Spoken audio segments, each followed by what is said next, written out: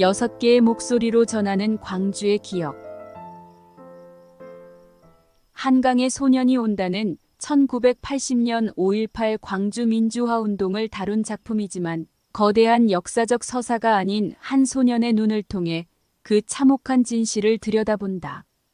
특히 제1장 군인들이 무섭지 죽은 사람들이 뭐가 무섭다고요라는 대목에서 드러나듯 15살인 중학생 동호의 순수한 시선은 역사의 비극을 더욱 선명하게 드러낸다.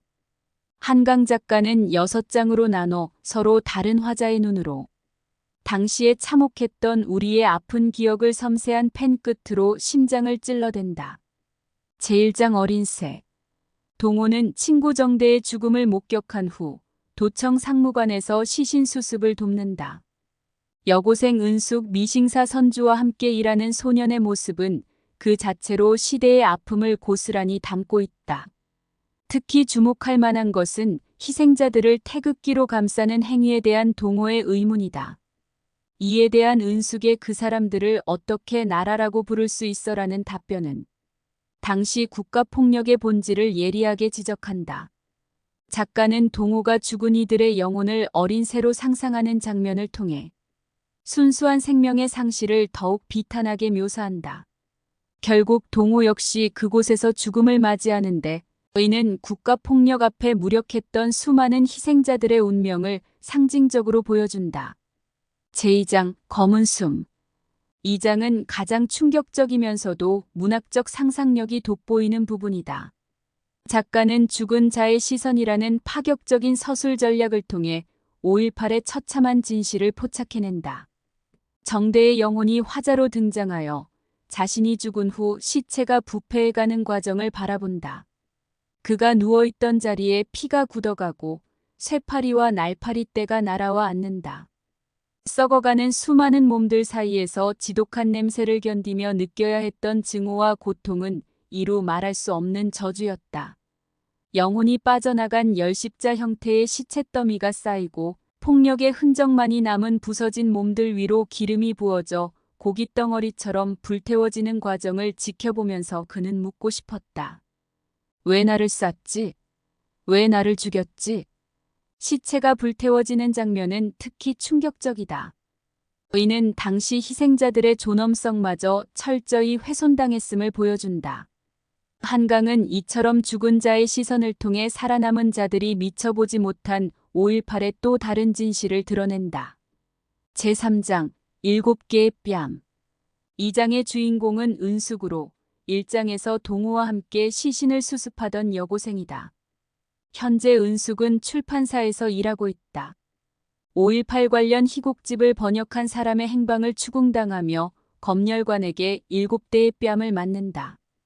은숙이 겪은 폭력과 억압은 뺨을 맞을 때마다 과거의 아픔을 되살아나게 했고 7번의 뺨은 그녀에게 마치 지울 수 없는 문신처럼 깊게 새겨졌다. 은숙은 이제 어떻게 첫 번째 뺨을 잊을 수 있을까? 두 번째, 세 번째에도. 은숙은 끝내 마지막 7번째 뺨은 잊지 않겠다고 결심한다. 검열관들의 방해에도 불구하고 희곡은 출간되었고 결국 연극의 커튼이 오른다. 무대에서 동호야라는 음성이 들려오는 순간 은숙은 뜨거운 눈물이 고름처럼 흐르는 것을 닦아낼 수 없는 채로 무대를 응시한다. 은숙이 겪은 고통은 인간의 존엄과 저항의 가치를 되새기게 한다. 제4장 쇠와 피. 이 장은 1인칭 관찰자 시점으로 23세 교대 복학생인 나의 시선에서 서술된다.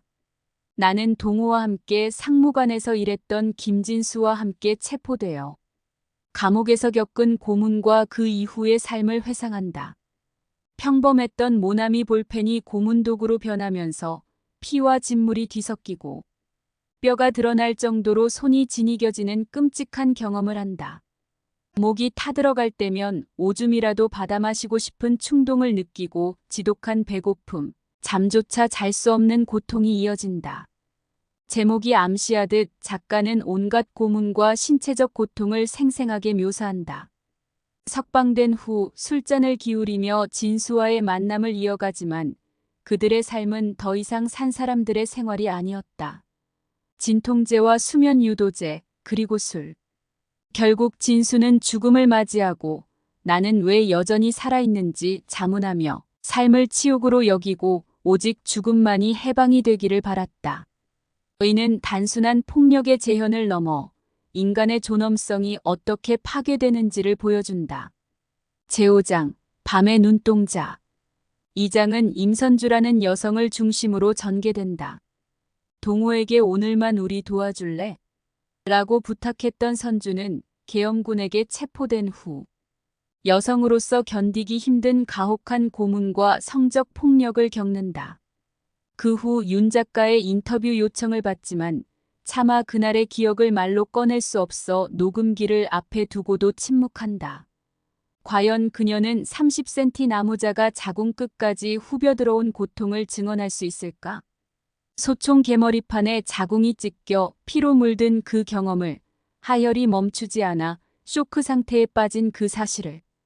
5.18의 비극은 생존자들에게 지울 수 없는 상처로 남았으며 국가폭력의 무게가 개인의 삶을 얼마나 철저히 파괴했는지를 여실히 보여준다.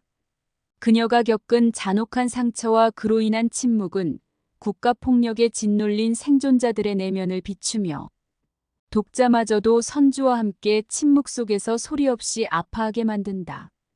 제6장, 꽃핀 쪽으로. 이 장은 동호의 어머니 시점에서 전개된다. 계엄군이 도청을 진압하던 날 아들을 만나기 위해 광주로 향했지만 끝내 아들을 찾지 못한 어머니는 남은 유가족들과 함께 진상규명을 위해 시위에 나선다. 아들을 그리워하며 목소리를 높이던 그녀는 남편마저 병으로 세상을 떠나자 결국 시위를 멈추고 조용히 일상으로 돌아와 아들의 부재를 홀로 견디며 살아간다. 소설은 어머니가 동호의 기억을 마음에 품고 살아가는 모습으로 마무리된다. 엄마, 저기 밝은 데는 꽃도 많이 폈네. 왜 캄캄한 데로 가, 저쪽으로 가, 꽃 핀 쪽으로. 이 마지막 장면에서 독자는 어머니의 가슴에 남은 아들의 목소리를 통해 소중한 생명의 소멸과 그리움이 선연하게 스며들어 있는 고통을 느낀다. 끝내 잊히지 않는 그리움 속에서 어머니는 꽃이 핀 쪽을 바라보며 앞으로 나아가려 한다. 그리고 독자들은 그녀와 함께 아들의 흔적을 마음 깊이 새기며 그 잃어버린 생명의 소리를 묵묵히 되새기게 된다. 끝까지 들어주시어 감사합니다. 구독과 좋아요, 댓글은 제작하는 데 큰 힘이 됩니다.